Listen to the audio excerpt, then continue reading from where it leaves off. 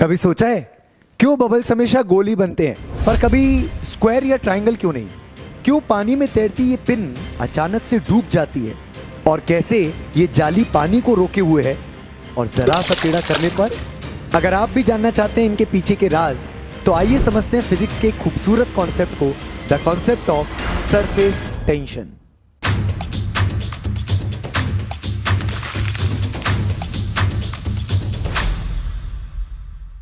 कभी आपने पानी के ग्लास को बिल्कुल ऊपर तक भरा है?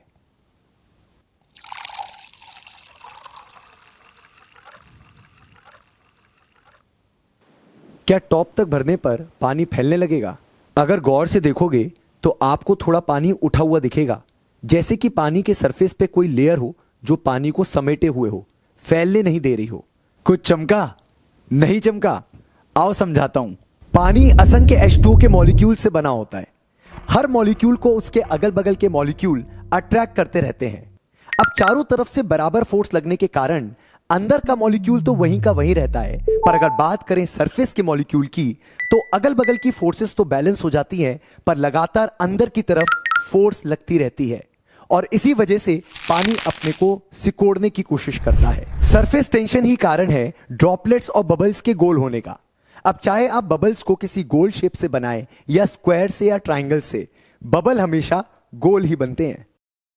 आपने कभी ट्रैम्पोलिन पे बच्चों को चकते देखा है? कैसे ट्रैम्पोलिन का स्ट्रेच्ड सरफेस बच्चों को ऊपर उछाल देता है।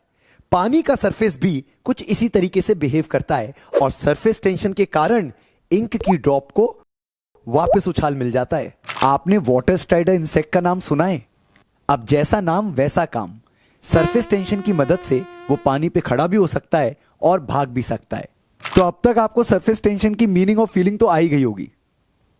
हाँ, नहीं आई? वो पिन वाला एक्सपेरिमेंट समझा दो ना। पिन वाला एक्सपेरिमेंट? चलो पिन वाला एक्सपेरिमेंट समझते हैं। तो वीडियो की शुरुआत में आपने पिन को अचानक डूबते हुए देखा होगा। उस एक्सपेरिमेंट को समझने से पहले यह समझ लेते हैं कि आखिरकार पिन तैरती कैसे है।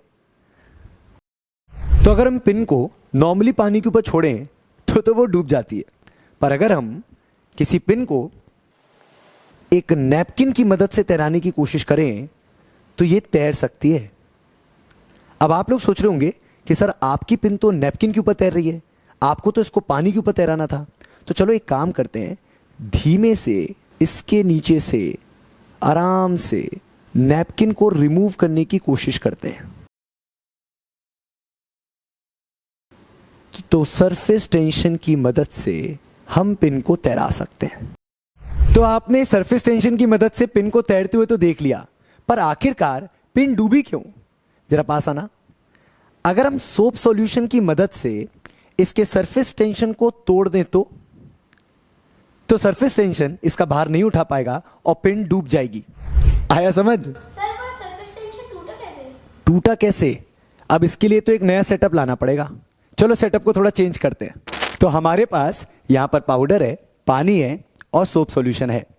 अगर हम इस पाउडर को पानी के ऊपर छिड़क दें तो यह हमें पानी के सरफेस की बहुत अच्छी फीलिंग देगा कि पाउडर ने पानी के ऊपर एक लेयर बना ली है जो कि हमें एक अच्छे सरफेस टेंशन की फीलिंग दे रही है। क्या होगा अगर हम इस सोप सॉल्यूशन को इस लेयर के ऊपर छुला दें? ट्राई करें। तो जैसा कि आपने देखा कि सरफेस टेंशन की लेयर टूट चुकी है। सरफेस टेंशन समझ में आया? वो मगियाला एक्सपेरिमेंट समझा दो ना। अरे यार, अब सारे एक्सपेरिमेंट मैं ही समझाऊंगा क्या? अब आप लोग कमेंट बॉक्स में सोच के बताइए कि सीप वाले एक्सपेरिमेंट के पीछे का क्या रीजन था। हम लोग जा रहे हैं। अरे एक सेकंड। ऐसी इंटरेस्टिंग तरीके से फिजिक्स को पढ़ने के लिए मेरे चैनल पे जाइए, मोर पे क्लिक करिए और जुड़ जाइए मेरे टेलीग्राम चैनल के साथ। Okay bye.